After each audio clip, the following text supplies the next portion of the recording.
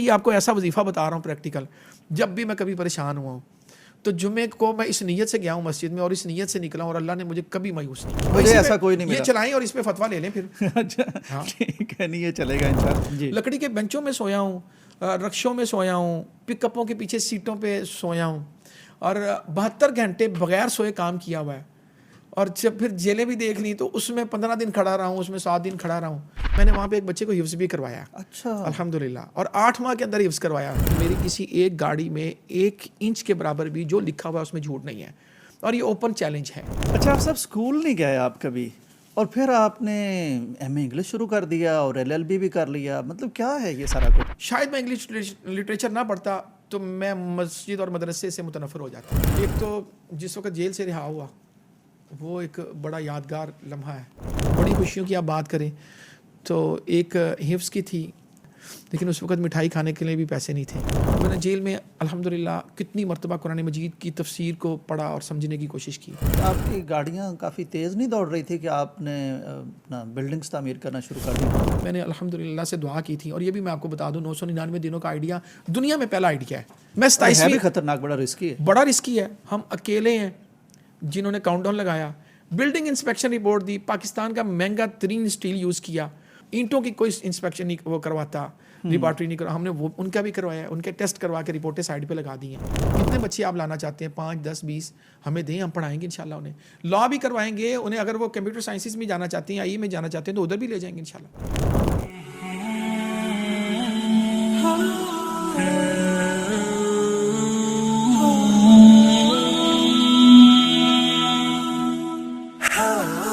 अस्सलाम वालेकुम नाज़रीन इकराम, यूसुफ सिराज पॉडकास्ट में खुशामदीद।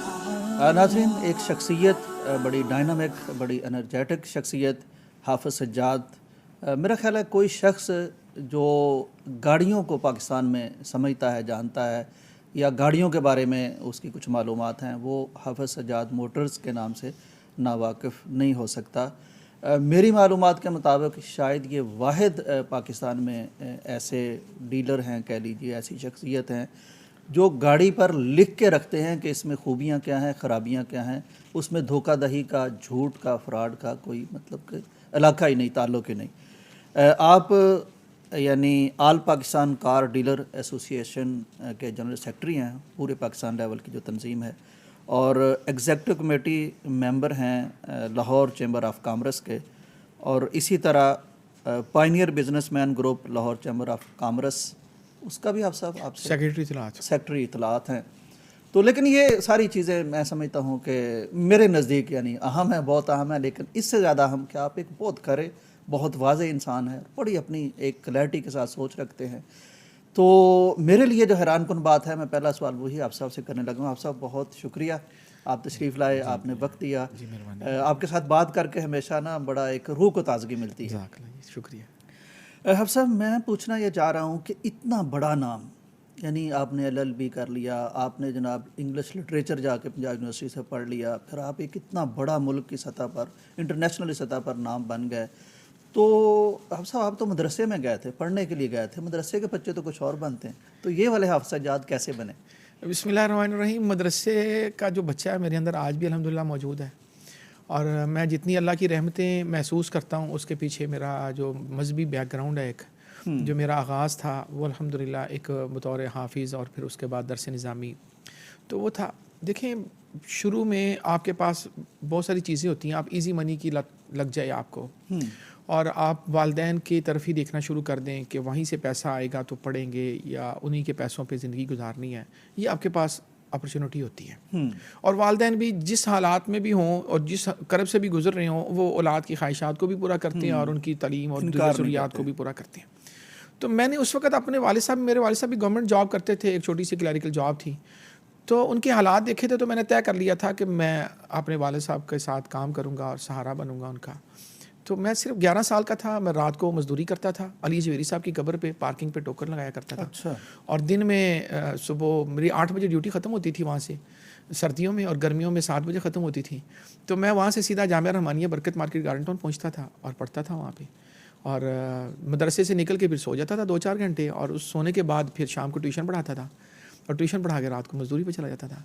तो तय कर लिया था कि काम करना है, अब हम क्यों नहीं कर पाते मदरसे के बच्चे? हमारे मदरसे में होता ये है, उमूमन लोग इंटर्नशिप करवाते हैं काम सिखाने के लिए। सर ये मुश्किल नहीं था, कोई हाथ पांव काले हो जाते हैं इस तरह की जॉब करते देखिए हुए? मैं पार्किंग पे टोकन लगाता था, सीधी बात है, मोटरसाइकिलें उठाते थे, इधर से उधर करते थे। सुबह जब मदरसे जाता था, एक तो 12 घंटे की नौकरी होती थी, उससे पीछे थका हुआ आदमी। और थकावट हो, सारी रात काम होता था, और सुबह आप उन्हीं कपड़ों के साथ, गंदे मुंह हाथ पाँव के साथ आप क्लास में पहुंच जाएं, तो बड़ा मदरसे के बच्चे छेड़ते भी थे।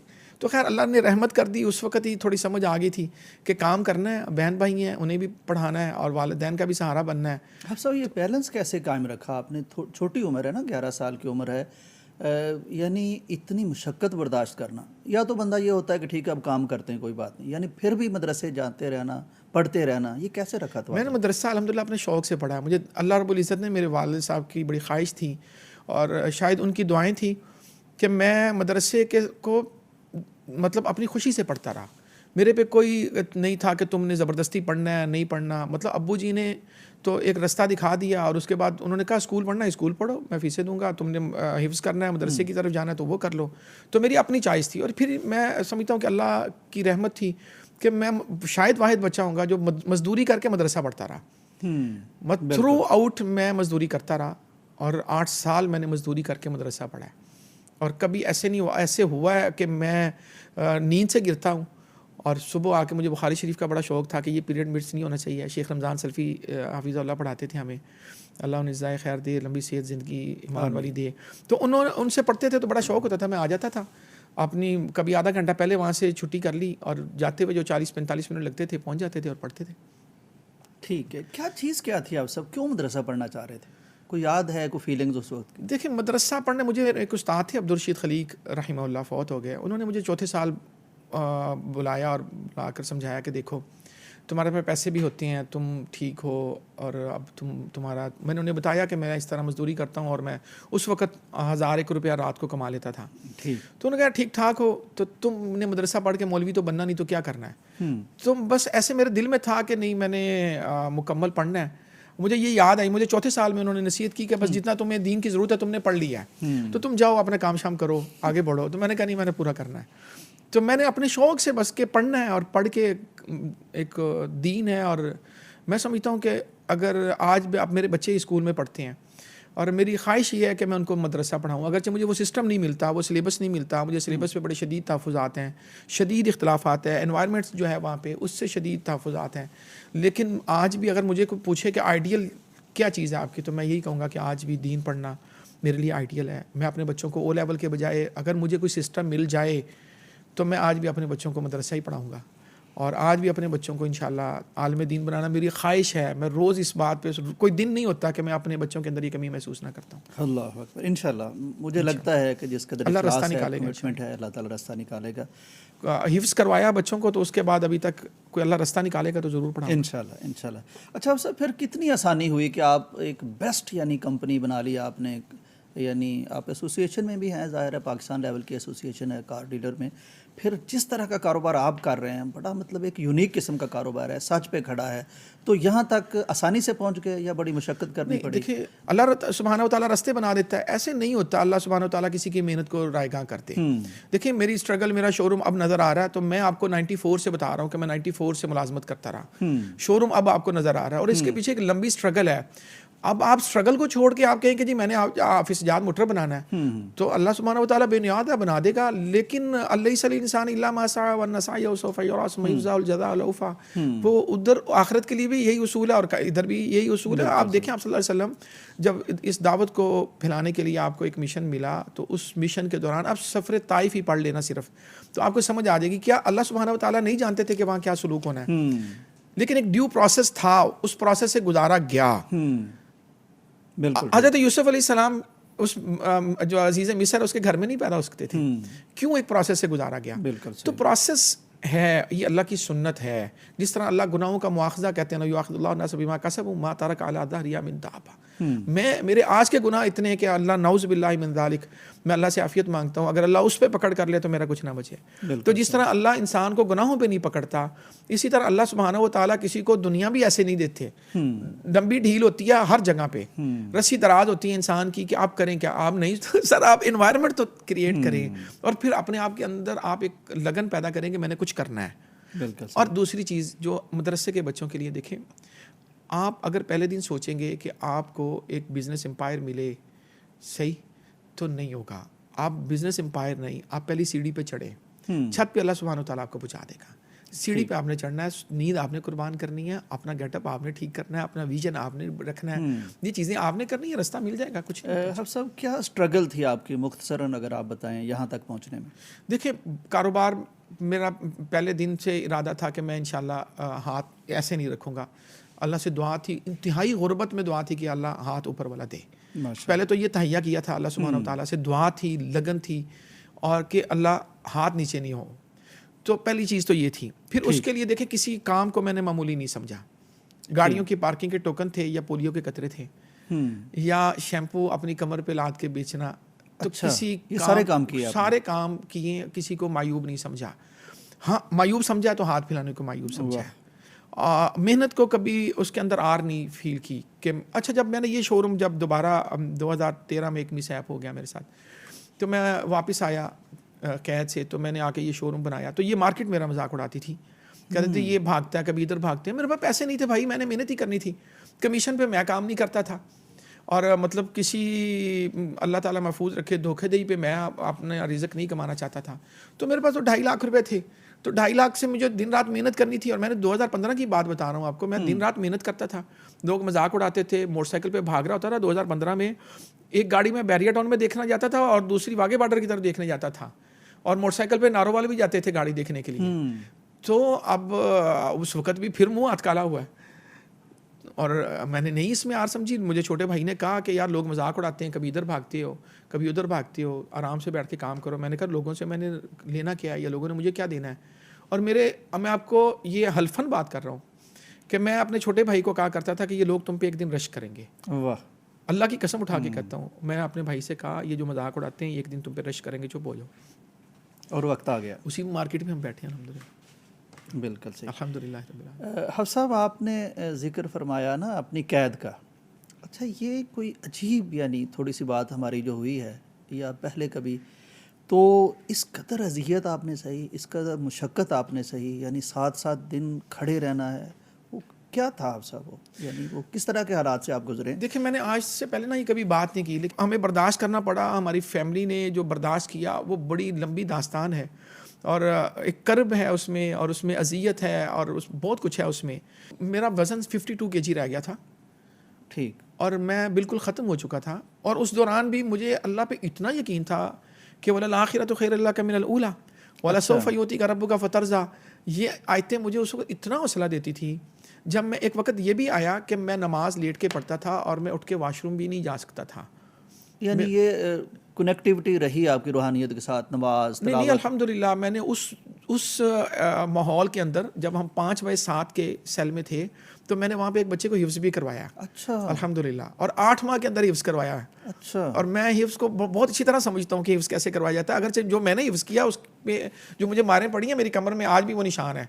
जो वहाँ पे एक माहौल था, उस माहौल के अंदर 8 माह के अंदर मैंने बच्चे को हिफ्ज़ करवाया, और लेटे हुए हिफ्ज़ करवाया। मैं उठ के बैठ के नमाज नहीं पढ़ सकता था, लेकिन उसी दौरान मैंने बच्चे को हिफ्ज़ भी करवाया अल्हम्दुलिल्लाह।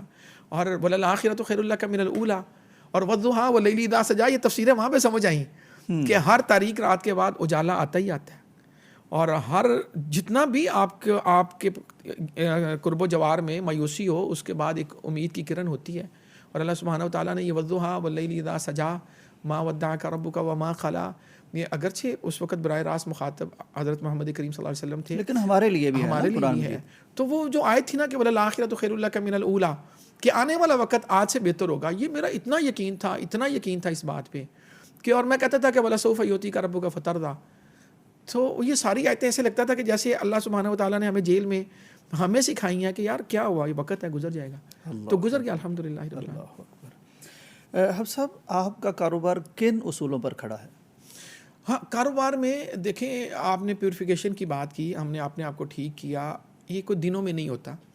एक तो पहली चीज़ थी जुस्तजू थी, दुआ थी कि अल्लाहुम्मा मकफ़िना बिहलालिक अन हरामिक। अल्लाह हलाल खाना चाहते हैं, हराम नहीं खाना चाहते। जिस तरह मैंने आपसे 11 साल की उम्र की बात की कि मैंने कहा था हाथ नहीं फैलाना, अल्लाह हाथ वो दे जो देने वाला हो। तो इधर भी ये था कि हमारे नाम के साथ हाफिज़ लगा हुआ है, और पीछे एक दीन पढ़ा हुआ है मैंने। मैं एक मस्जिद में खतीब भी, उसी जहाँ पे मेरा बिजनेस है वहीं पे एक मस्जिद में मैं खतीब भी हूँ, और उसी मेरी जंपल भी उसी इलाके की है। अगर आज मैं 44 साल का हूँ तो 44 साल मेरे उन्हीं गलियों में, ये नहीं कि मैं कहीं बाहर से पैदा हुआ और इधर आके मैंने बिजनेस शुरू किया। मेरी सारी उम्र उसी मोहल्ले में गुजरी जहाँ पे मेरा आज बिजनेस है। तो मैं वहाँ पे तरावियाँ भी पढ़ाता हूँ, वहाँ पे मैं वहाँ पे दर्स कुरान भी देता हूँ, तर्जुमा मैं 97 से मैं तर्जुमा कुरान पढ़ा रहा हूँ, मैं जुम्मा पढ़ाता हूँ, खुलासा बयान करता हूँ खुद। तो अगर इतना कुछ होने के बावजूद मेरा बिजनेस जहाँ पे मैंने प्रैक्टिकल आना था, ये बातें थी, और प्रैक्टिकल में अगर उसके दरमियान फ़र्क था, तो मैं इससे अल्लाह से आफियत मांगता हूँ कि अल्लाह ये वक़्त ना आए कि मेरी ज़ुबान और मेरे अमल के अंदर इतना बड़ा फ़र्क हो। और ये बिज़नेस बहुत मुश्किल था। एक मैं आपको लतीफ़ा सुना देता हूँ। मेरे एक जानने वाले हैं हमारे नमाजी, वो एक दिन, उनको नहीं पता था कि मेरा ये बिज़नेस भी है, तो वो शोरूम के बाहर से गुजर रहे थे, मैं बाहर खड़ा था, मेरे अब्बू के वो जानने वाले थे, तो मैं उनको मिला और बिठाया, अंदर चाय शाय पिलाई। तो 2 मिनट के बाद मुझे कहते हैं, यार आपके अब्बू भी बड़े शरीफ हैं, आप भी बड़े अच्छे लोग हैं, तो इस बिज़नेस में कैसे आ गए? तो देखिए, हमने अपने आप को बेहतर किया, अपनी गलतियों की इस्लाह की। आज मैं अपनी ज़ात पे बात नहीं करता, बहुत गुनहगार हूँ और बेइंतहा गुनाह है, अल्लाह ने पर्दे डाले में है। लेकिन अगर आप मेरे बिज़नेस में झूठ की बात करें तो मेरी किसी एक गाड़ी में 1 इंच के बराबर भी जो लिखा हुआ है उसमें झूठ नहीं है, और ये ओपन चैलेंज है। और पाकिस्तान में मैं अकेला हूँ, हाफिज़ सज्जाद मोटर, जो मनी बैक गारंटी देता है कि भाई हमने आपको ये इंस्पेक्शन रिपोर्ट दी है, इसमें 19-20 का फ़र्क आएगा, हम आपसे माफ़ी भी मांगेंगे, आपके पैसे भी वापस करेंगे। तो ये काम हमने किया है अल्हम्दुलिल्लाह। और लेकिन इस काम को पे पहुँचते पहुँचते, अगर मैंने 2008 में बिज़नेस शुरू किया है तो मैं 2024 में यहाँ पे पहुँचा हूँ। ठीक, अपने आप को ठीक करते करते करते जुस्तजू रही है हमेशा। ऐसा कोई दिन नहीं है आज भी कि मैं अपने आप को सही ना करना। मैं नहीं कहता कि मैं कुल्ली तौर पे ठीक हूँ, मेरे अंदर बेशुमार अयूब है और मेरे बिज़नेस को मज़ीद बेहतरी की ज़रूरत है, और मैं हर वक्त उस चीज़ में लगा होता हूँ कि मैं इसको मज़ीद कैसे बेहतर कर सकता हूँ, लोगों के लिए आसानी कैसे पैदा कर सकता हूँ, और लोगों को लगे कि हम यहाँ पे आए। अल्हम्दुलिल्लाह आज हम उस स्टेज पे खड़े हैं कि लोग जर्मन में बैठे हुए, यूरोप में बैठे हुए, अमेरिका में बैठे हुए हमारी गाड़ी सेलेक्ट करते हैं, पेमेंट करते हैं और गाड़ी ख़रीद लेते हैं। तो लेकिन मैं इससे भी आगे जाना चाहता हूँ इंशाल्लाह, वो वक्त आएगा, अपने आप को मज़ीद बेहतर करना है और मज़ीद इसमें इंशाल्लाह बेहतरी ला के लोगों के लिए आसानियाँ पैदा करना, और लोगों को खैरुन्नास मन यनफ़उन्नास। तो देखिए, अगर आप सल्लल्लाहु अलैहि वसल्लम फरमाते हैं कि एक बंदा जन्नत में उछल कूद कर रहा था और उसके पीछे बुनियाद ये थी कि रास्ते से उसने एक तरह हटा दिया। तो हम लोगों के लिए अगर सहूलतें पैदा करें और लोगों को, उसमें बिज़नेस भी हमारा अटैच है, तो दीन और दुनिया दोनों की भलाई है इसमें। बिल्कुल सही। अब मुझे एक बात बताइए, अब मेरे नाम के साथ हाफिज़ लगा हुआ है, मेरे शोरूम का नाम है हाफिज़ सज्जाद मोटर्स, और अंदर मैं उसके इंस्पेक्शन रिपोर्ट में झूठ बोल रहा हूँ, तो वो नाम के साथ नहीं चीज़ जुड़ती। हाँ सर, ये एहसास और ज़मीर की बात है। ये एक एहसास था, तो अल्लाह ने बस रहमत कर दी और हमने कहा कि नहीं, अपने नाम का ख्याल रखना है। अच्छा सब, अगला सवाल मेरा ये है कि दुनिया में वैसे ऐसे ही हो रहा है, यानी आप जो चीज़ ख़रीदने जाते हैं, अगर आपके पैसे सही हैं तो चीज़ भी सही मिलती है। पाकिस्तान में मुश्किल है, तो सच पे कारोबार करना, यानी फ्रॉड ना करना, धोखा ना करना, ये कितना मुश्किल है पाकिस्तान में इस तरह कारोबार करना? ये आसान है? नहीं, कोई मुश्किल नहीं है। अच्छा, आप कुर्बानी नहीं देना चाहते, आप कहते हैं मैंने पहले दिन सच बोला ना, तो पहले दिन ही मुझे उसका रिज़ल्ट मिल जाए। देखिए, आपने जब सच बोलते हैं तो आपकी ब्रांडिंग शुरू हो जाती है। अच्छा, आप इसको जब हदीस से रिलेट करते हैं ना, तो फिर आपने सुना कि वो एक बंदा होता है, उसके लिए समंदर की तहों में मछलियाँ उसके लिए दुआ कर रही होती हैं और परिंदे आसमान में उसके लिए दुआ कर रहे होते हैं। तो आप जब किसी चीज़ का तहैया कर लेते हैं कि मैंने अपने आप को ठीक करना है, तो आपकी ब्रांडिंग अल्लाह सुब्हानहू व तआला ऐसी मखलूक़ात से करवाते हैं जो आपके वहमो गुमान में नहीं होती, आपको नज़र नहीं आ रही होती कि आपकी ब्रांडिंग कौन कर रहा है। तो ये ब्रांडिंग के लिए तो आपने करा, आप देखें, आप झूठ और सच को मिक्स कर दें और फिर आपकी ब्रांडिंग अल्लाह सुब्हानहू व तआला कर दें, और वो जब समंदर की तहों में मछलियाँ आपके लिए दुआ करें, ये नहीं होगा। आप अपने आप को सही कर लें और ब्रांडिंग की गारंटी अल्लाह सुब्हानहू व तआला देते हैं। और फिर आपके लिए, हम यकीन करें, ऐसे मैं अपनी तारीफ़ नहीं कर रहा, मैं लोगों को सिर्फ बताने के लिए कह रहा हूँ कि हम लोगों को जानते भी नहीं होते, और लोग इस्लामाबाद में बैठे, लोग कोयटा में बैठे बात कर रहे होते हैं और वो कहते हैं कि यार आपने गाड़ी लेनी तो हाफिज़ सज्जाद मोटर से ले लें। तो ये वो मेरी ब्रांडिंग है जो अल्लाह सुब्हानहू व तआला करवा रहे हैं, क्योंकि उसका कोई वादा झूठा नहीं है। मन अस्तक़ु मिनल्लाहि क़ीला, जो अल्लाह ने कहा उससे सच्चा कोई नहीं हो सकता, अल्लाह से ज़्यादा वादों को वफा करने वाला कोई नहीं है। तो आपके बारे में भी ये मेरा ईमान है और मैं प्रैक्टिकली इसे फील करता हूँ। जब आप ठीक होते हैं तो आपकी ब्रांडिंग अल्लाह सुब्हानहू व तआला करते हैं। आप तहैया कर लें, आपने अपने आप को ठीक करना है और आप ईमानदारी के साथ काम शुरू करें, अल्लाह सुब्हानहू व तआला आपकी ब्रांडिंग खुद कर देते हैं। और ये कायनात का एक सिस्टम है आप इस सिस्टम पे जितना यकीन और एतमाद करेंगे, तवक्कुल करेंगे अल्लाह सुब्हानहू व तआला पे, अल्लाह ताला आपको वो दिखा देगा। और मैंने ऐसे बड़े बड़े लोगों को देखा, या आप यकीन करें कि मुझे एक बंदे के बारे में कहा गया कि इससे बच के रहना, ये फ्रॉड करेगा। मैंने उस बंदे से कहा आपने उसके साथ बिजनेस किया? उसने कहा मैंने इससे बिजनेस नहीं किया। मैंने कहा फिर आपको पता कैसे चल रहा है कि फ्रॉड करेगा? उसने कहा जब मैं इसको मिलता हूँ मुझे इससे वाइब्स ही गलत आती हैं। ये बात है 2021 की, और खुदा की कसम वो बंदा जिसके बारे में उस बंदे ने मुझे कहा, जो उसको कभी नहीं मिला था, आज वो सबसे बड़ा फ्रॉड कर रहा है पाकिस्तान में। तो आपकी जो वाइब्स होती हैं, आपके अंदर से निकलने वाली, मतलब आप नज़र बद और नज़र पे यकीन रखते हैं ना, हसद जिस तरह है, हसद नुकसान देता है, नज़र बद नुकसान देती है, इसी तरह आपके अंदर से जब आप बातें करते हैं तो वाइब्स भी निकलती हैं। बिल्कुल। और वो आपकी ब्रांडिंग अल्लाह सुब्हानहू व तआला कर रहे होते हैं। थोड़ा यकीन करें, कभी ऐसे नहीं हो सकता। आप हलाल पर, सच पर बिजनेस करें। हाँ देखिए, मार्केटिंग स्ट्रेटजी है, उसको नहीं छोड़ना आपने किसी सूरत में। मतलब आप मार्केटिंग पे पैसे ना लगाएं। आपने बड़ी अच्छी प्रोडक्ट बनाई, इस बेसमेंट में लेके बैठ गए और अब जी अल्लाह ताला इसको बेच देगा। भाई मेहनत हिम्मत आपने करनी है। आप मार्केटिंग तो आप करेंगे, स्ट्रेटजी को तो नहीं आप छोड़ सकते, लेकिन उसके बाद रिजल्ट्स अल्लाह सुब्हानहू व तआला पे छोड़ दें। अच्छा, हम सब क्या वजह है, यानी आपकी ज़ाहिर फील्ड है ना, आपका शोबा है, तो आप ताजर आदमी हैं और ताजरों से मिलते हैं और एक अरसा बीत गया। अगर एक हाफिज़ सज्जाद ये तजुर्बा कर सकता है कि यार सच्ची बात की कोशिश तो करें, करते करते और सच्चाई की तरफ चलते जाएं, तो क्यों हमारे पाकिस्तान में इस तरह कारोबार नहीं हो रहा जबकि दुनिया में हो रहा है? देखिए, मैं तो अपनी एसोसिएशन से भी ये रिक्वेस्ट करता हूँ कि आप ये काम करें, आप अपनी इंस्पेक्शन रिपोर्ट देना शुरू कर दें। ठीक। और अल्लाह ताला आपके लिए रास्ते आसान कर देगा। अब प्रॉब्लम हमें ये है कि जब मैं ये प्रोडक्ट बाय करता हूँ ना, इसको बाय करते हुए मैं सोने को मट्टी कर देता हूँ। ठीक है, ठीक। आप मेरे पास गाड़ी बेचने के लिए आए, मैं आपके सोने को मट्टी कर दूंगा, और जब मैंने बेचना है फिर इस मट्टी को सोना करके बेच देना है। तो इस पे काबू पाने की ज़रूरत है। अब हमने क्या किया, आप मेरे पास गाड़ी बेचने आएंगे, हम आपको एक इंस्पेक्शन रिपोर्ट गाड़ी के बेचते वक्त देंगे। ठीक। कि हमने आपकी गाड़ी की ये इंस्पेक्शन रिपोर्ट बनाई है, मेरे बेचने के लिए भी वो इंस्पेक्शन रिपोर्ट है। मैं आपके सोने को मट्टी नहीं करूँगा। ठीक। मैंने आपकी मजबूरी का फ़ायदा नहीं उठाना। मैंने जो मार्केट प्राइस है वो आपको देनी है और मार्केट प्राइस पे उसको बेचना है। ठीक। और देखें, आप अगर अपने आप को सही करना चाहते हैं ना तो मुश्किल नहीं है, लेकिन जब आप ये देखें, ये दुआ तो करें ना, अल्लाह मगफिना भी हलालिक और हरामिक। अच्छा चलें, आप आज इहदिनस सिरातल मुस्तकीम, हमारा गुनहगार से गुनहगार बंदा भी आज भी अल्हम्दुलिल्लाह बड़े हम नमाजी हैं, तो यार वो इहदिनस सिरातल मुस्तकीम इसलिए पढ़ लेना कि अल्लाह ठीक होना चाहता हूँ, रास्ता तू दे दे। तो इहदिनस सिरातल मुस्तकीम सिर्फ आलिम बनने के लिए तो नहीं है ना।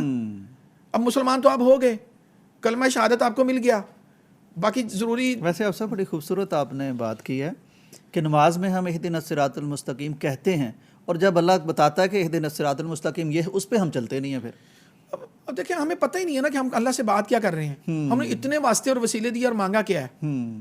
क्या मांगा? इय्याका नअबुदु व इय्याका नस्तईन भी हमने इकरार कर लिया। इकरार ही था ना, पहले तारीफ थी, फिर इकरार था, और फिर क्या था? मांगा तो यही था ना। तो सिरातल लज़ीना अनअमता अलैहिम, अल्लाह जो दुनिया में कामयाब लोग हैं उनका रास्ता हमें दिखा दे। तो कामयाब दीन और दुनिया दोनों हवाले से होते हैं। मतलब कोई रहबानियत तो नहीं है ना इस्लाम, कि इस्लाम जो है वो सिर्फ आपको मस्जिद का रास्ता तो बताता है और उसके बाद रिज़्क़ का रास्ता नहीं बताता। मतलब मैं हैरान होता हूँ जब अल्लाह सुब्हानहू व तआला जुमे वाले दिन कहते हैं कि वब्तगू मिन फ़ज़लिल्लाह फ़इज़ा कुज़ियतिस सलाह फ़ंतशिरू फ़िल अर्ज़ वब्तगू मिन फ़ज़लिल्लाह। अल्लाह उसको फ़ज़ल कहता है। मस्जिद से निकलते हुए अल्लाह सुब्हानहू व तआला कहते हैं पढ़ो अल्लाहुम्मा इन्नी असअलुका मिन फ़ज़लिका व रहमतिक। और जुमे वाले दिन मैं इसका इतना एहतमाम करता हूँ, और मैंने ये सलफ़ से सीखा है कि जुमे की नमाज के बाद मुझे सबसे ज़्यादा शौक ये होता है कि या अल्लाह मस्जिद से निकलते हुए मैंने बार बार, तेरा वादा था कि इज़ा नूदिया लिस्सलाति मिन यौमिल जुमा फस्सऊ इला ज़िक्रिल्लाह, अल्लाह मैं आ गया। वज़रुल बैत, तूने कहा छोड़ दो, मैंने छोड़ दिया। अब तूने कहा फंतशिरू फिल अर्ज़ वब्तगू मिन फ़ज़लिल्लाह, अब तेरी बारी है। ये असलाफ से ये मनकूल है सारी चीज़ें। अब मैं मस्जिद से निकलते हुए मेरा सारा ध्यान जूते पकड़ा हुआ है, ये बच्चे ने पकड़ा हुआ, मैं पढ़ रहा था अल्लाहुम्मा इन्नी असअलुका मिन फ़ज़लिका व रहमतिक, अल्लाहुम्मा इन्नी असअलुका। मैं अल्लाह से बार बार कहता हूँ या अल्लाह मैं आ गया था, अब तू करके दिखा। तो अच्छा, ऐसे मैं ये आपको ऐसा वजीफ़ा बता रहा हूँ प्रैक्टिकल, जब भी मैं कभी परेशान हुआ हूँ तो जुमे को मैं इस नीयत से गया हूँ मस्जिद में और इस नीयत से निकला, और अल्लाह ने मुझे कभी मायूस नहीं किया।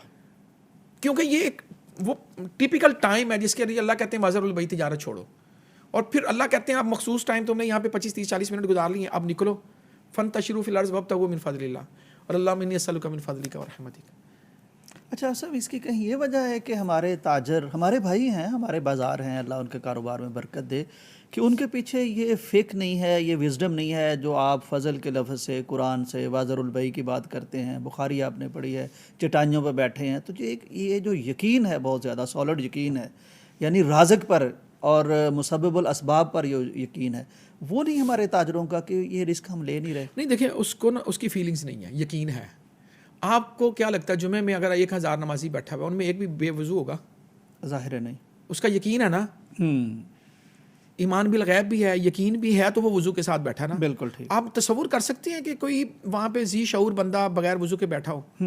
तसव्वुर कर सकते हैं हम, इसका तसव्वुर भी नहीं है ना नहीं कर सकते कि वो बावजू बैठे हैं। फिर हम कारोबार में आके झूठ क्यों बोलते हैं? मतलब वो जो हदीसों में आता है ना, ईमान की हलावत, और वो क्या अलम यानी लल्लज़ीना आमनू अन तख़शअ क़ुलूबुहुम लिज़िक्रिल्लाह, क्या वो वक्त नहीं आया कि फिर जिल्दों में रोंगटे खड़े होना और फिर वो कैफियत पैदा होना, ये सारी चीज़ें हैं फीलिंग्स के साथ ना। तो हम ईमान हमारे अंदर मौजूद है। आप देखते हैं कि जब कोई मुश्किल वक्त आता है तो सारी कौम इकट्ठी भी हो जाती है, सारी कौम सीधी भी हो जाती है, सारे सदका ज़कात भी करने लग जाते हैं, लेकिन फीलिंग्स नहीं है।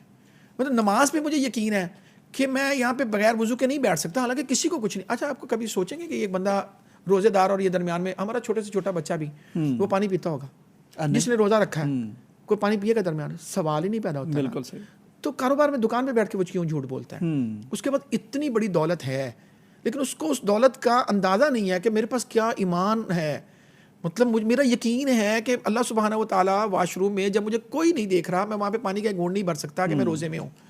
इवन कमरे में अकेले होते हैं हम, फ्रिज मैं कहता हूँ चले आप आखिरी तो वाशरूम में तो कोई भी नहीं है ना, तो वहां जाके भी आप एक कतरा पानी का नहीं पी सकते। क्यों? इतना यकीन है आपको, इतना यकीन है अल्लाह सुब्हानहू व तआला पर कि वो देख रहा है। तो मुझे कारोबार में भी अल्लाह सुब्हानहू व तआला देख रहे हैं। तो ये फीलिंग्स हैं, जिस दिन हमारी फीलिंग ठीक होगी ना, अच्छा ये फीलिंग किसने बनानी है?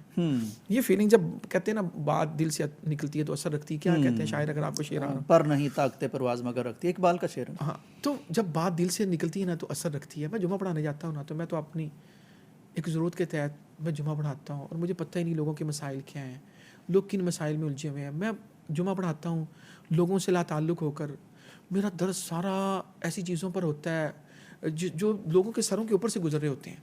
तो कभी हम, और एक मेरे अंदर पहले ही एक गुमान है एक कि मैं बहुत नेक हूँ और ये सारे गुनहगार हैं। तो एक गैप इतना वसी हो चुका है कि अब हम वो बात ही नहीं करते जो उनके दिलों पे असर कर रही। यानी फासले बढ़ रहे हैं, फासले बढ़ रहे हैं। अब देखिए हमारे पास जुमा है, हम जुमा है, रमज़ान के दुरूस हैं, हमारे पास सोशल मीडिया है। अब मतलब मैं आपको नाम लूँ, डॉक्टर हमार लखवी साहब, अब यहाँ पे पॉडकास्ट उनका हो रहा होता है, मैं उनको सुनता हूँ, बहुत बड़ी जगहों पे माशाल्लाह आते हैं, तो दिल करता है यार इनको रुक कर ना सुना जाए, क्योंकि वो असली शऊर की बात कर रहे होते हैं ना। मतलब वो आपकी दुनिया पे बात कर रहे हैं ना। अब हम दुनिया पे बात ही नहीं करते। मेरे मसाइल, भाई मेरे घर में रोटी नहीं है, अल्लाह मिन्नी औज़ु बिका मिनल हम्मी वल हज़नी वल अज्ज़ी वल कसली वल बुख़्ली वल जुबनी व ज़लाइद दईन व ग़लबति रिजाल। आप आखिरी जो अत्तहियात में भी दुआ मांगते हैं, अल्लाह मिन्नी औज़ु बिका मिनल मासमी वल मग़रम, रब्बना आतिना फिद दुनिया पहले नहीं। लोगों के मसाइल, लोग कर्जों में जकड़े हुए, लोगों के घर में रोटी नहीं पूरी हो रही, बंदे ने बाहर निकलना है, पेट्रोल नहीं है, दवाई खानी है, दवाई के पैसे नहीं है। आप उसको कोई इस तरह की चीज़ों पे लेकर आएँ कि उसको अपने मसाइल का हल आपके जुमे में नज़र आना शुरू हो। आपकी बड़ी काबिल तवज्जो बात है, इस तरफ तवज्जो कर, लेकिन काफ़ी सारे उलमा कर भी रहे हैं, जैसे आपने कुछ नाम भी लिए। देखिए कर रहे हैं, लेकिन हर जगह पे नहीं हो रहा ना। इसको ज़्यादा होना चाहिए, विजन नहीं है इसको ज़्यादा। आप जब मदरसे से बच्चे को निकालते हैं, उसी ने जाना है मस्जिद और मदरसे, वहाँ भी तरबियत करें, वहाँ पे तरबियत होगी तो वो बच्चा वहाँ जाके कोई बात पॉजिटिव करेगा। मगर ना वो अभी मैं एक बंदे की बात सुन रहा हूँ, मगर टाइम होता तो मैं आपको सुना देता। वो कह रहा तुम फिरौन की मौत मरो, तुम कारून की मौत मरो, मस्जिद में जुमा पढ़ा रहा है और कहता तुम फिरौन की मौत मरो, तुम कारून की मौत मरो। मतलब यार ये ख्याल लबो लहजा। मैं सोच रहा था उसको सुनकर, ये मिंबर रसूल इसलिए, ये मिंबर का एहतराम है, सही बात है। यहाँ से आप बात यानी मैं आपको दिखाता हूँ अभी पॉडकास्ट में, अगर आप उसको चला दें तो आपकी मेहरबानी होगी। यार ये मिंबर पे बात करने का अंदाज है, आपने मरहम रखना है। बिल्कुल ठीक, आप मरहम रखने के लिए हैं, नबी रहमतुल लिल आलमीन के आप मिंबर पे खड़े हैं, तो वहाँ कोई उम्मीद की बात करें, कोई जोड़ने की बात करें। अब देखिए अभी लोगों के अंदर शऊर आया, अब बच्चे हमारे PhD कर रहे हैं माशाल्लाह। मैं 2001 में जिस वक्त मैं 18 ईयर्स का था, मैं एमफिल करने चला गया, और उस वक्त 1 साल का एमफिल होता था और 3 साल का पीएचडी होता था। और मुझे मेरे दोस्तों ने ये कहा कि यार ये क्या बेकार चीज़ है, दफ़ा कर उसको छोड़ो। तो आप अंदाज़ा करें, मैं 18 साल की उम्र में एमफिल करने गया और 3 साल में पीएचडी होता था। 24-25 साल 23 साल की उम्र में मैं पीएचडी डॉक्टर होता। अच्छा, आप सब ये फरमाइए कि चूँकि आप एक यानी दीनी पर्सपेक्टिव में बात कर रहे हैं ना, सच्चाई की बात और अदम फ़रेब की बात, तो ये एक चीज़ हमें इस्लामिक मिलती है ना कि हमारे जो इस्लामिक ताजर थे वो सदका खैरात करना, अल्लाह के रास्ते में ख़र्च करना, इसका भी को आपने देखा कि कारोबार पर कोई असर पड़ता है? देखिए, आयत नंबर 262 है सूरह बकरा की, अज़ुल मसलुल्लज़ीना युनफ़िक़ूना अम्वालहुम फ़ी सबीलिल्लाह कमसली हब्बतिन अम्बतत सबअ सनाबिला फ़ी कुल्ली सुंबुलतिन मिअतु हब्बा। अभी चेयरमैन नैब हमारे पास आए लाहौर चैम्बर में, को 3 दिन पहले, तो चेयरमैन नैब ने ये आयत पढ़ी। अच्छा। और उन्होंने कहा कि ये देखिए, आप जब तिजारत करते हैं तो इन चीज़ों को भी मद्देनज़र रखें। तो ये एक जो दुनिया का उसूल है ना, गिव एंड टेक का, तो ये वो गिव एंड टेक है। ठीक। और मैं आपको एक बात इस पर बताता हूँ। देखें, अल्लाह बार बार कुरान मजीद में कहते हैं, मंज़ल लज़ी युक़रिज़ुल्लाह कर्ज़न हसना, कौन है जो अल्लाह को कर्ज़ हसना दे, फ़युज़ाइफ़हु लहू अज़आफ़न कसीरा, अल्लाह उसको मल्टीप्लाई करके वापस देगा। अच्छा, ऐसे नहीं है, ये कॉन्सेप्ट है कि जब हम यहाँ देंगे तो अल्लाह हमें आखिरत में देगा, ऐसे नहीं है। ठीक। आप अल्लाह आपसे इधर उधार ले रहा है और आप तवक्को ये रखते हैं कि अल्लाह आपको आखिरत में वापस करेगा। ठीक। ऐसे नहीं है। जो आज मैं आपसे उधार लूँ, और यूसुफ सिराज साहब कि मुझे ज़रूरत है और आप मुझे 100 रुपये दे दें और मैं आखिरत में आपको वापस कर दूंगा, आप कहेंगे यार ठीक है, तरस खा लेंगे, लेकिन ये कोई बात तो नहीं है ना। उसमें मेरी हैसियत क्या है कि मैं देने के काबिल नहीं हूँ। उधर क्या कौन रहा है, जो बादशाहों का बादशाह, वो कह रहा है कि भाई मुझे कर्ज दो, और मैं ये तवक्को रखता हूँ कि मुझे इधर कुछ नहीं देगा, उधर ही सारा कुछ देगा। इधर भी खजानों का मालिक वो है, इधर भी वल्लाहु यरज़ुक़ु मन यशाअ बिग़ैरि हिसाब, वल्लाहु यबसुत, अल्लाह रिज़्क़ वसी करता है, और अल्लाह हुवा रज़्ज़ाक़ ज़ुल क़ुव्वतिल मतीन, रज़्ज़ाक़ भी है, कुव्वत भी है, सब कुछ कर सकता है। तो अमलन आप ये देखते हैं? सर ये अमलन देखते नहीं, मन अस्दक़ु मिनल्लाहि क़ीला, अल्लाह ने कहा और सच कहा और बरहक कहा, कोई शक नहीं। तो आप अल्लाह के साथ तिजारत करें और अल्लाह आपको उस तिजारत के अंदर खसारा दे दे, अल्लाह की सुन्नत नहीं है। देखें आप सूरह काफ के अंदर जो 2 वालिदैन का तज़किरा है, एक के बच्चा ठीक नहीं था तो अल्लाह ने कहा कि हम उसको उससे बेहतर देंगे, इसलिए वो बच्चा चला गया। दूसरा आप देखते हैं कि वो माल था जो एक दीवार के नीचे था और वो बच्चे यतीम हो गए। ठीक, वमल जिदार फ़कान लिग़ुलामैन यतीमैन फ़िल मदीना वकान तहतहु कंज़ुल लहुमा वकान अबूहुमा सालिहा। तो अल्लाह आपकी नस्लों की भी हिफाजत फरमाता है। ये सिर्फ आप तक नहीं रहता इसका असर, आपकी नस्लों तक इसका असर रहता है। मैं आपको एक मिसाल देता हूँ। लाहौर के एक बहुत बड़े सेठ थे, ठीक, अब फौत हो गए, उनकी फैमिली भी यहाँ पे नहीं है, मैं नाम ले देता हूँ, सेठ आबिद साहब, ठीक, और दुनिया से चले गए। अल्लाह उनकी मग़फ़िरत फरमाए, उनके हाल पे अल्लाह उनके दर्जात को बुलंद करे। आप अंदाज़ा कर सकते हैं इस वक्त उनकी सारी औलाद, उनकी सारी जायदाद बेचने के चक्कर में लगी हुई है। अच्छा, को मजबूरी आ पड़ी, पता नहीं क्या हुआ है। तो देखिए, एक तरफ मैं आपको सूरह काफ का सुना रहा हूँ कि अल्लाह कहते हैं हमने दीवार बगैर मुआवजे की इसलिए सीधी करवा दी कि उस काना तहत कंजुल्लाहुमा व काना अबूहुमा सालिहा, बाप नेक था, बाप ठीक था, तो अल्लाह उनके खजानों की हिफाजत उनके मरने के बाद भी उनके बच्चों के लिए कर रहे हैं। तो आपका जो इस नेकी का असर है अल्लाह के साथ तिजारत का, इसका हाल भी है, इसका मुस्तकबिल भी है।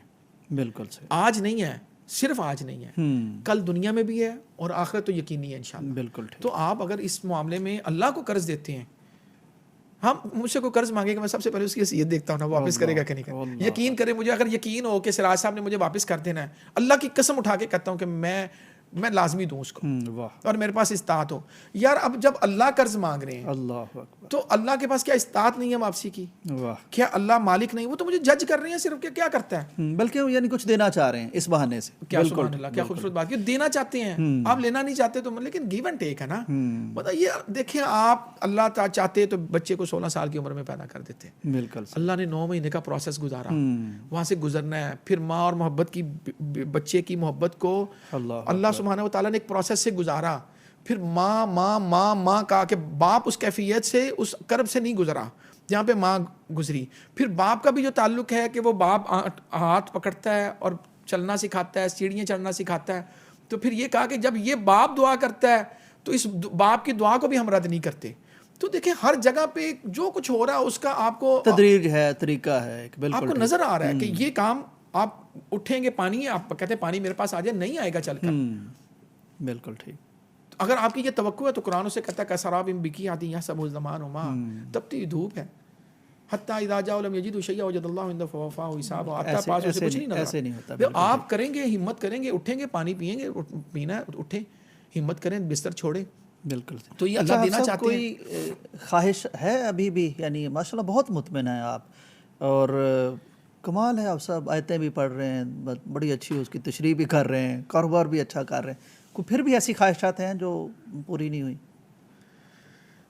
ख्वाहिशें ये हैं कि सोसाइटी को डिलीवर करना है। ठीक है, सोसाइटी को डिलीवर करने को दिल करता है, जहाँ पे गुर्बत गुजरी है उसको तब्दील करने की ख्वाहिश है, और दीन के लिए कुछ करने की जुस्तजू है। अल्लाह की कसम उठाता हूँ, अब मतलब पैसों की तलब नहीं रही कि मैं पैसों के लिए ज़रीर हूँ और पैसों के लिए कुछ करूँ। अब तलब यही है कि सोसाइटी को डिलीवर करूँ, ठीक। और अल्लाह ताला को ऐसा काम ले कि मैं वो एक आयत है ना कि एक तो सूरह यासीन में है कि हम जो आप करते हैं और जो पीछे छोड़ के आते हैं हम उसका भी हिसाब लेंगे, और एक वो है कि वजअलनी लिसान सिद्किन फिल आखिरीन, तज़किरा खैर बाकी मेरा है। तज़किरा खैर, मैं ऐसे काम, ये इब्राहीम अलैहिस्सलाम की दुआ है कि अल्लाह मुझे ऐसे काम सर अंजाम दिलवा कि मेरा तज़किरा खैर जारी रहे, यानी ऐसे को काम अल्लाह सुब्हानहू व तआला ले ले कि हमारे मरने के बाद वो काम हमारे लिए बाइस अजर हों, और हम कोई ऐसा काम छोड़ जाएं, ऐसा कुछ डिलीवर कर जाएं, कोई एजुकेशन में कुछ ऐसा कर जाएं। ख्वाहिश ये है, जब भी मुझे अल्लाह ने कारोबार से फ़रागत दी, अल्लाह से दुआ रहती है, तो मेरी बहुत बड़ी ख्वाहिश है कि एजुकेशन में, और ख़ास तौर पे मैं आपको सच्ची बात बताऊँ, मेरे अंदर से मदरसे का बच्चा नहीं गया। आज भी मैं उन मदरसे के बच्चों को देखता हूँ तो मेरी आज भी ख्वाहिश ये होती है कि अल्लाह मुझे कोई ऐसा काम ले कि ये बच्चे, ये इनके अंदर जो हमने एक रख दिया, आप कहते हैं मदरसे के बच्चों को तनख्वाह नहीं दी जाती। यार क्यों तनख्वाह नहीं दी जाती? भाई मैं देने वाला हूँ, मैं देने वाला क्यों नहीं बनता पहले दिन से? आप लम्स के बच्चे से, ये लम्स के बच्चे के बारे में ये कहते हैं कि उसको पूरी तनख्वाह नहीं मिलती। नहीं, ज़ाहिर है कॉन्सेप्ट और है, हमने यानी क्यों दीनी और दुनियावी तालीम का आपको किसने कहा था कि आप दुनिया छोड़ दें? आपने राहिब पैदा करने थे, सूफिया पैदा करने थे आपने, बिल्कुल उनके जरिए आप दुनिया बदलना चाहते हैं। अजीब अहमकाना मिजाज है कि आप सूफी पैदा करके, राहिब पैदा करके उनके जरिए दुनिया बदलना चाहते हैं। नहीं हो सकता ऐसे। आप एक मजबूत मुसलमान जो अपनी दुनिया गुजारने का तरीका जानता हो कि मैंने दुनिया के अंदर अब जाना है। मैं 8 साल मदरसा पढ़ा है, मैंने तो 13 साल पढ़ा ना, 9 साल में दरसे निज़ामी पढ़ा, 3 साल मुझे हिफ्ज़ में लग गए, रिवीजन में लग गए, तो मैं 2001 में मदरसे से निकला हूँ। 18 साल की उम्र में मैं मदरसे से निकला, तो उससे पहले तो मैं कभी स्कूल नहीं गया था। तो आपके पास उस वक्त ये विजन होना चाहिए, भाई मैं दुनिया में जाऊँगा और मैंने कमाना है, ये मेरी आखिरत के लिए, और सोसाइटी की तबलीग और इसलाह जो मर्जी मैं इसको रखूँ एक साइड पे, लेकिन पैसे मैंने कमाने हैं। मैं इस दीन को अपना जरिया मुआश बनाऊंगा, फिर मैं कहूँगा कि लोग कारून है और लोग फिरौन है। लोग कारून और फिरौन नहीं, आपने कमी और नहल है। ठीक, आपने गड़बड़ किया चीज़ों को। अल्लाह ने नहीं कहा था ये। आपसे सल्लम आए, आपसे सल्लम ने सबसे पहले अपनी ईशत ठीक की। मुआखात मदीना क्या था? ज़ाहिरी कि कोई मांगने वाला ना हो ना। बिल्कुल ठीक। और रास्ते दिखाए कारोबार के, और अज़कार बताए कारोबार में बेहतरी के। तो आप मदरसे से, मैंने एक तरगीब है। मैंने आप पिछली मरतबा आप भी बैठे हुए थे, मैंने अल हिकमा में ये बात की थी ना कि हम आपसे वज़ाइफ सीख के अल्लाह का शुक्र है करोड़पति हो गए। आपके वजीफे आप पे क्यों नहीं इंप्लीमेंट होते भाई? आप क्यों नहीं अल्लाह से दुआ करते? ज़ाहिर वो रास्ते भी इख्तियार करें, असबाब भी इख्तियार करें। बिल्कुल ठीक। नहीं, आप चलें जी, असबाब वसाइल थोड़ी देर के लिए साइड पे करते हैं। हमने एक तो इतनी पाबंदियाँ लगा दी, ये एक फ़िकी मसला है, मेरी डोमेन नहीं है, मैं अपने आप को तालिब इल्म समझता हूँ। आपने सजदे में भी कहा इसके अलावा कुछ नहीं पढ़ सकते, यहाँ भी इसके अलावा कुछ नहीं पढ़ सकते, अहले ज़ाहिर की तरह। आप सजदे में लोगों को दुआएं करने दें, अल्लाह मगफिना भी हलाली का, थोड़ी बातें तो करने देना अल्लाह से। बिल्कुल। अब वो जो मेरी सबसे ज़्यादा कैफियत वो होती है जिस वक्त मैं अल्लाह सुब्हानहू व तआला के साथ अटैच होता हूँ, और सबसे ज़्यादा तो मैं सजदे में अटैच हूँ ना। सही हदीस है ना, नहीं करते हैं दुआ ना क्या दुआ करते हैं सर जी? आप पे तो पाबंदी है कि आप सुभान अल्लाह रब्बना सुभान रब्बिल आला पढ़ लिया, अभी इस पे फतवा आ जाएगा। दुआएं करें, इससे बेहतर मौका नहीं, आपको नहीं करने दी जाती ना। आपको कह दिया गया कि आप अहले ज़ाहिर है तो आपने यहीं पे रहना है बस। नहीं, वो कोई और लोग सर जी आप मुझे ऐसा कोई नहीं ये चलाएं और इस पे फतवा ले लें फिर। अच्छा ठीक है, नहीं ये चलेगा इंशाल्लाह। सर आप देखिए मेरी बात सुने, जब लोग अल्लाह के सबसे ज्यादा करीब है, ठीक है, तो उस मांगे वहाँ मांगने देना। आप नहीं मांगने देते, आप वहाँ पे भी पाबंदी लगा देते हैं। नहीं, ये हम कह रहे हैं मांगे, ये ऐसे ही जाएगा, अल्लाह करेगा इंशाल्लाह। अच्छा, आप सब स्कूल नहीं गए आप कभी, और फिर आपने एमए इंग्लिश शुरू कर दिया और एलएलबी भी कर लिया, मतलब क्या है ये सारा कुछ? अरे देखिए सर, स्कूल इसलिए नहीं जा सका कि मैं मदरसा का मुझे शौक था, तो मैं मदरसा पढ़ता रहा। तो मदरसे में मैंने 99 में मैंने मैट्रिक प्राइवेट कर लिया। ठीक, किसी से पढ़ने की जरूरत नहीं पड़ी, खुद ही पढ़ लिया। अच्छा। FA भी ऐसे खुद ही कर लिया। BA के लिए मैं एक टीचर के पास गया था इंग्लिश के लिए, 15 दिन मैंने उनसे पढ़ा, तो मैंने कहा यही पढ़ाना तो मैं पढ़ लूँगा खुद ही। माशाल्लाह। तो वो किताबें हिफ्ज़ कर लेते थे, रटे लगा के पास हो गए, मैट्रिक FA BA इसी तरह कर लिया। LLB के लिए मैं पहली मरतबा गया हूँ, और उसके साथ मतलब इवनिंग में मैं LLB कर रहा था और मॉर्निंग में मैं इंग्लिश लिटरेचर पढ़ता रहा। अच्छा, ये पैरेलल दोनों काम दोनों होते रहे। चीज़ें एक वक्त में मैं करता रहा। तो फिर उस साल पाबंदी लगी 2004 में कि आप ड्यूल डिग्री एक साल में पंजाब यूनिवर्सिटी में नहीं कर सकते। ठीक। मतलब आप MA इंग्लिश और LLB दोनों इकट्ठी नहीं चला सकते। मैं फिर MA इंग्लिश पार्ट 1 किया था, पार्ट 2 कुछ 3-4-6 माह पढ़ा था, वो छोड़ दिया फिर। और फिर मैंने लॉ अपना कंप्लीट कर लिया। लेकिन वो पार्ट 1 आपने किया, बड़ा कमाल का, अभी हमारी जो गुफ्तगू हो रही थी। हाँ जी, देखिए मैंने उसमें लिटरेचर पढ़ा क्योंकि मेरे पास पीछे अपनी तारीख थी, अपना लिटरेचर मैंने पढ़ा हुआ था।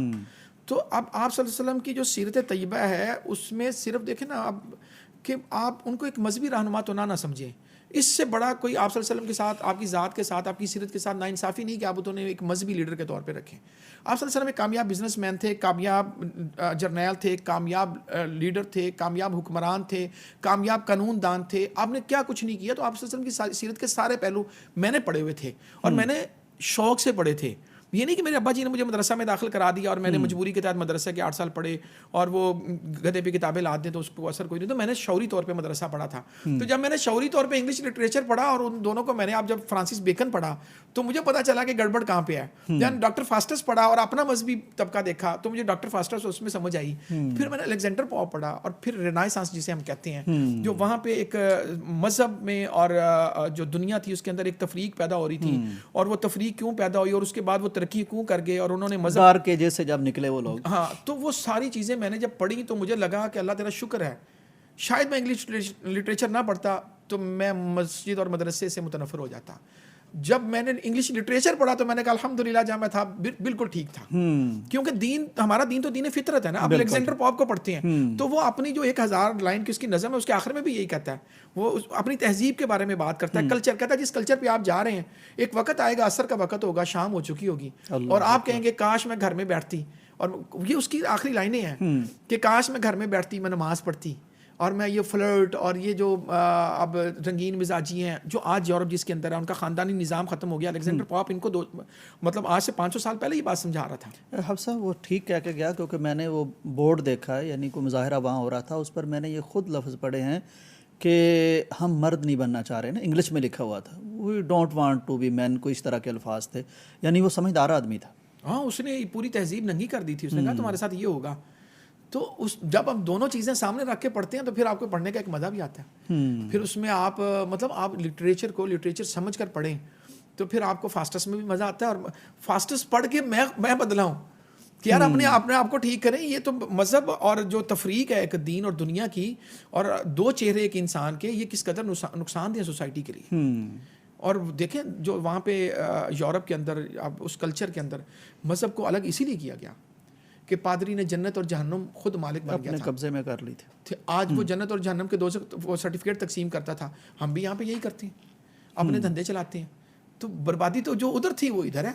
यानी प्रैक्टिस अगर वैसी होगी रिजल्ट भी वैसा ही निकलेगा। आज हम आप कहते हैं पे नहीं करते, तो ये आप डॉक्टर फास्टस पढ़ ले, आपको समझ आएगी क्यों दूरी पैदा हो रही है। हमारे दो चेहरे हैं, इस पे कोई बात नहीं करता।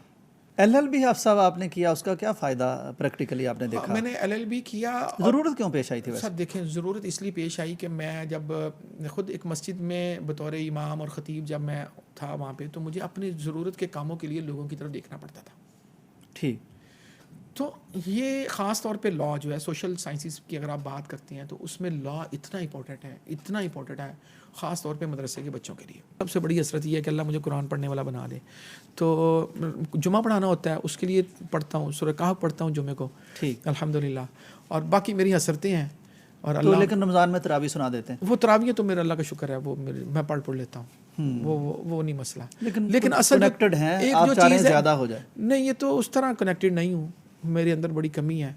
लेकिन मेरे पास अंदर ना तदब्बुर और तफक्कुर कुरान मजीद के बारे में मेरा वो अल्लाह का शुक्र है, मैं उठते बैठते मैं उस पर लगा रहता हूँ। मैं आयात को समझने की कोशिश करता हूँ। कोई लम्हा मैंने हज किया तो हज में मेरे पास बड़ा टाइम था, मैंने अल्लाह से दुआ की, अल्लाह मैंने इस हज में कुरान समझना है। मैंने जेल में अल्हम्दुलिल्लाह कितनी मरतबा कुरान मजीद की तफसीर को पढ़ा और समझने की कोशिश की, जो मुझे वहाँ पे टाइम मिला। अलाउड थी बुक्स वगैरह वहाँ? बुक तफसीर उस्मानिया में मिली हुई थी, अच्छा, रियाजुस सालिहीन मिल गई थी, ठीक। और एक जो तर्जुमा सऊदीया से आता है हुजाज को मिलता है, मैं हाफिज सलाउद्दीन यूसुफ रहमतुल्लाह का वो बिल्कुल तर्जुमा उन्हीं का। तफसीर है, वो थी। तो बस वहाँ पे थे कि आपके पास टाइम बड़ा होता ना, सोचते और पढ़ते गौर व फिक्र करते वक्त गुजर जाता था। तो वहाँ पे मैंने सीखा। फिर मदीना शरीफ में रह के मैंने कुरान मजीद की तफसीर को दोबारा अलहम्द से वन्नास तक पढ़ने की कोशिश की। माशाअल्लाह। तो मतलब मुझे जब मिलता है तो मैं फिर यही करता हूँ कि अलहम्द से वन्नास शुरू कर दूँ, दरमियान में आयतें सोचता हूँ और उन पर तफक्कर और कोशिश करता हूँ सीखने की। तो रमज़ान में फिर दोहराना पड़ता है ज़्यादा या रमज़ान में थोड़ी मेहनत करनी पड़ती है। रमज़ान में मसरूफियत तो ऐसी होती है, उस मसरूफियत में फिर खुलासा भी बयान करना होता है, वो भी साथ अटैच हो जाता है और मंजिल भी आ जाती है। तो बस फिर अल्लाह मदद करता है और निकल जाता हूँ। बिल्कुल सही। तो हम सब आपकी गाड़ियाँ काफ़ी तेज़ नहीं दौड़ रही थी कि आपने अपना बिल्डिंग्स तामीर करना शुरू कर दी? टावर, देखिए building HS tower, HS ideal tower और बैरियर टाउन में हमने शुरू किया। चले उसमें भी देखिए कारोबार में तरक्की तो हर इंसान की ख्वाहिश होती है, होनी भी चाहिए। और हम भी 5 भाई हैं अल्हम्दुलिल्लाह। तो एक भाई छोटे वहाँ पे सेट हो गए, वो उन्होंने बिज़नेस वो संभाल लिया, हाफिज़ अबू बकर साहब ने।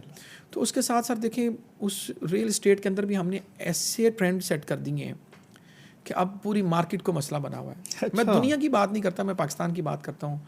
पाकिस्तान में HS आइडियल टावर वाहिद प्रोजेक्ट है जिसके ऊपर काउंटडाउन लगा हुआ है, ठीक, कि हम 999 दिनों में देंगे। अच्छा, मुकम्मल कर देंगे प्रोजेक्ट। हाँ, कोई वादे नहीं, कोई झूठ नहीं, कोई ज़ुबान दराजी नहीं, कोई दजल नहीं, कोई ऐसा काम हमने नहीं किया। अल्हम्दुलिल्लाह पाकिस्तान के अंदर कोई तसव्वुर भी नहीं कर सकता इस स्केल का प्रोजेक्ट इतने कम अरसे में। मैंने अल्हम्दुलिल्लाह से दुआ की थी, और ये भी मैं आपको बता दूं 999 दिनों का आइडिया दुनिया में पहला आइडिया है।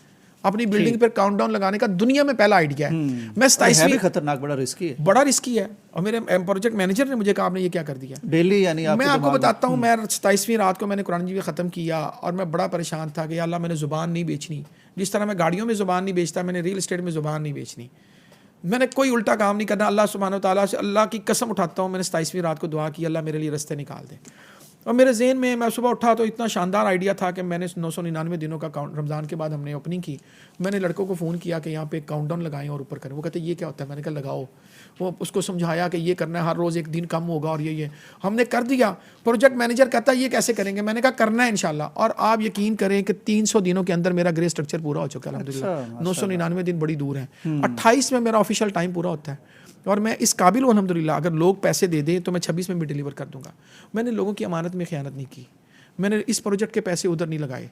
और मैं ये कोई मुंह से अपनी तारीफ़ नहीं कर रहा, मैं कारोबार की बात कर रहा हूँ। हमने एक ऐसा ट्रेंड सेट कर दिया है कि पाकिस्तान में अब जिसने ईमानदारी से काम करना है वो या तो काउंटडाउन लगाए या वो बातें नहीं करेगा। जो काउंटडाउन नहीं लगाएगा मतलब उसने टाइम पे नहीं देना, और जिसने देना है वो काउंटडाउन लगाए। भाई लोगों की अमानतें हैं, लिख कर लगा, और तो लगाए ना सर, क्यों नहीं लगाते?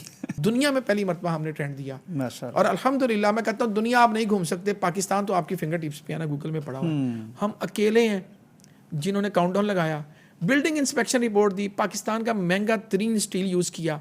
मेरी एक एक जो ब्रिक आती है 3 हमने सिर्फ अपने टेस्ट करने के बाद, ईंटों की कोई इंस्पेक्शन नहीं वो करवाता, रिबार्टरी नहीं करवा, हमने वो उनका भी करवाया, उनके टेस्ट करवा के रिपोर्टें साइड पे लगा दी हैं और अपने टाइम पे डिलीवर कर देंगे। अल्लाह तौफीक दे रहा है अल्हम्दुलिल्लाह। अल्लाह पे इतना यकीन है कि 999 दिनों से बहुत पहले हम डिलीवर कर देंगे और एक नया ट्रेंड सेट कर दिया है। ईमानदारों के लिए ये रास्ता है और बेईमानों को सर छुपाने के लिए जगह नहीं मिल रही। तो अल्हम्दुलिल्लाह रब्बिल आलमीन। आप सब कोई अलग से पुर्जा फिट है आप में कि दरिया के उल्टे रोखी तैरना, कोई चैलेंजेस कबूल करने वाली तबीयत है आपकी? वो चैलेंजेस देखें, जब आप 11 साल की उम्र में रात को मुलाजमतें करती हूँ, मुझे याद है कि सर्दी से बचने के लिए 1-2 घंटे कभी मिलते थे तो रक्शे में सोता था पीछे। तो फटे पे गर्मियों में सोते थे। छोटे छोटे बेंच होते हैं, अगर आप मुझे किसी छोटे होटल पे जाते हैं तो बेंच, लकड़ी के बेंच, लकड़ी के बेंचों में सोया हूँ, रक्शों में सोया हूँ, पिकअपों के पीछे सीटों पे सोया हूँ और 72 घंटे बगैर सोए काम किया हुआ है। और जब फिर जेलें भी देख ली तो उसमें 15 दिन खड़ा रहा हूँ, उसमें 7 दिन खड़ा रहा हूँ। तो शायद अल्लाह सुब्हानहू व तआला ने रहमत कर दी और तैयारी करवा दी एक शख्सियत। अल्हम्दुलिल्लाह रब्बिल आलमीन। वक्त के साथ मुताबिक काम किया है, अपने आप को ढाला है और अल्लाह ने करम किया है। हम सब पैगाम टीवी को आप देखते हैं, इसके निशातात को देखते हैं, जदीद मॉडर्न इरा में दावत के लिए और हर घर तक पहुंचने के लिए इस तरह के चैनल्स को आप कहाँ रेट करते हैं, कितनी ज़रूरत है इसकी? देखिए मजहबी चैनल जब बनते हैं उमूमन तो उनमें फ़िरका वारियत आ जाती है। ये बहुत बड़ी बीमारी है कि अपने फ़िरके की तरवीज और इशाअत के लिए वो काम करते हैं। पैगाम टीवी में मैं अल्हम्दुलिल्लाह ख़ुद भी इसका मुझे बड़ी खुशी है, अल्लाह की रहमत है कि मैं इनका मुआविन भी बनने की कोशिश करता हूँ किसी भी दर्जे पे हो। लेकिन यहाँ पे जो असल चीज़ है देखें, यहाँ पे क़ाल अल्लाह व क़ाल रसूल है, फ़िरका वारियत नहीं है। तो बस आपको ये चीज़ मुनफरिद करती है। और फिर जिस तरह टेक्नोलॉजी का इस्तेमाल किया, पहले तो ये है कि आप किसी फ़िरका के लेबल हैं भी नहीं और होना भी नहीं चाहिए। अगर मजहबी चैनल है तो फिर क़ाल अल्लाह व क़ाल रसूल ही होना चाहिए। और कोई शख्सियत नहीं है आपके पास ना, कोई बाबा नहीं है बेचने के लिए, किसी बाबे को बेच रहे हो आप। आपके चैनल पे जब भी हम बैठते हैं, घर में भी देख रहे हैं, तो क़ाल अल्लाह व क़ाल रसूल हो रही है, हदीस की बात हो रही है, कुरान की बात हो रही है। तो ये एक ऐसी चीज़ है जो किसी के पास नहीं है। या हम वहाँ देखते थे पीस टीवी में या पैगाम टीवी है। तो माशाल्लाह बहुत बड़ा और एक इदारा है, अल्लाह ताला इसको इसी तरह कायम और दायम रखे। दूसरी चीज़, जिस तरह आपने टेक्नोलॉजी का इस्तेमाल किया, जो आपकी व्यूअरशिप है, आपकी फ़ैन फॉलोइंग है, एक्सीलेंट है, मोर देन एक्सीलेंट है माशाल्लाह। सही मानों में आपने इस जो ये था सोशल मीडिया, उसका इस्तेमाल किया। घर में ही सिर्फ दावत टीवी पे नहीं बल्कि सोशल मीडिया का इस्तेमाल, टूल्स का इस्तेमाल, बेहतरीन चीज़ें हैं। अल्लाह ताला इसको कायम दायम रखे। और अंदर आती हैं तो खुशी होती है। बहुत बड़े बड़े मैं टीवी चैनल्स पे जाता हूँ तो आपके सेटअप को और यहाँ पे सफाई सुथराई, प्रोफेशनलिज्म, कॉर्पोरेट कल्चर, ऊपर आपके ऑफिस, आपके स्टूडियोज़, यकीन करें कि अच्छे से अच्छे चैनल, मेरे साथ आप जाएंगे, मैं आपको दिखाऊंगा कि अंदर से उनके मतलब बंदा कहता है यार ये चैनल है जिसको मैं टीवी पे देखता हूँ तो आप परेशान हो जाए। लेकिन यहाँ आते हैं तो एक मयार नज़र आता है। मतलब आप अगर अपनी दावत की बात, अपने कंटेंट की बात करती हैं तो अल्हम्दुलिल्लाह उसमें तो क़ाल अल्लाह व क़ाल रसूल से ऊपर कोई चीज़ नहीं है। बिल्कुल। और अगर आप आके यहाँ पे कॉर्पोरेट कल्चर की बात करते हैं, प्रोफेशनलिज्म की बात करते हैं तो दी एंड है। माशाल्लाह हाफ़िज़ साहब, बहुत शुक्रिया। मुझे उम्मीद है कि आपकी जो एक खिरद अफरोज़ गुफ्तगू है ना, इसे हम आइंदा भी इस्तेमाल करते रहेंगे मुख्तलिफ़ मौज़ूआत पे। ख़ास तौर पर हाफ़िज़ साहब तिजारत के हवाले से, यानी जिस गहराई से आप बात कर सकते हैं, फील्ड में भी हैं और आपने कुरान और हदीस को पढ़ा भी है और उस पर अमल करके दिखाया भी है। तो इंशाल्लाह कोशिश करेंगे कि ये चीज़ें लोगों के ईमान में इजाफे का बाइस बनती हैं, एक मिसाल बनती हैं। तो हमारे ताजर भाई, हमारे बाज़ार, अल्लाह करे ऐसे हो जाएं। दुनिया में आज हमें थोड़ा सा सर नीचा करना पड़ता है जब हम मतलब ऐसी बात करते हैं कि हैं मुसलमान लेकिन उसूल या मामलात दूसरे ममालिक के ज़्यादा अच्छे होते हैं। तो बहुत शुक्रिया। मतलब आखिरी बात मैंने जो आपसे फीलिंग वाली बात की ना जी, यकीन करें हमारे हर बंदे के अंदर ईमान है, उसको फील करने की बात है बस। बिल्कुल। जब हमारी फीलिंग्स हो गई ना, जिस तरह नमाज हम बगैर वजू के नहीं पढ़ सकते, बड़ी खूबसूरत रोज़े में हम पानी नहीं पी सकते, तो ये ईमान ही है ना, और क्या है। बिल्कुल। बस वो फीलिंग आ गई ना दुकान के अंदर भी, सब बदल जाएगा इंशाल्लाह। बिल्कुल सही, बहुत शुक्रिया आप साहब। नाज़रीन, मुझे तो बड़ा मज़ा आया, उम्मीद है आपको भी मज़ा आया होगा। इसमें बहुत कुछ आज हमने देखा, सुना और सीखा है। मेहनत, जिद्दोजहद, ईमानदारी और खड़े रहना और अल्लाह के सहारे खड़े रहना और अल्लाह से बातें करते रहना, अपनी मुश्किलात उसको ज़रूर बताते रहना और उस पर पूरा कामल ईमान रखना, ये मुझे तो हासिल लगा आज के पॉडकास्ट का। इजाज़त दीजिए, अल्लाह हाफिज़।